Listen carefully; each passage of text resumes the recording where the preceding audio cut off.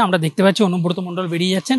তিনি আজকে তার কলকাতা যাওয়ার কথা, কারণ আগামীকাল 14 তারিখ তিনি তৃণমূলের যে বৈঠক রয়েছে, সেখানে বীরভূমের যে 9 জন কোর কমিটির সদস্য রয়েছে তাদেরকে প্রত্যেককে ডেকেছেন এবং সেই কোর কমিটির যে বৈঠক, অর্থাৎ শুধু গোটা রাজ্য জুড়ে যাদের তৃণমূল নেতাদের ডাকা হয়েছে সেখানে তিনি যোগ দেবেন বলে আমরা জানতে পারছি।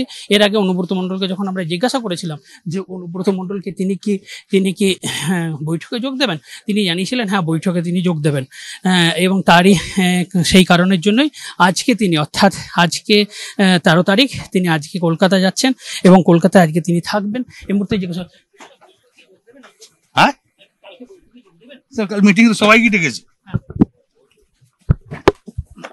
কালকে মিটিং তো সবাইকে ডেকেছে। হ্যাঁ নিশ্চয়। আমরা দেখলাম যে উনি বললেন যে সবাইকে ডাকা হয়েছে, তাই তিনি সেখানে যাচ্ছেন এবং বৈঠকে তিনি যোগ দেবেন। এখন দেখার যে সেই বৈঠকে কি আলোচনা হয়। আমরা এই মুহূর্তে দেখতে পাচ্ছি অনুব্রত মণ্ডলের গাড়ি কলকাতার উদ্দেশ্যে রওনা দিয়েছে এবং একটা জিনিস খুব পরিষ্কার যে অনুব্রত মণ্ডলের যে কনভয় ছিল, 4টে গাড়ি ছিল তার সিকিউরিটির জন্য, সেখানে কিন্তু নিরাপত্তা কমানো হয়েছে।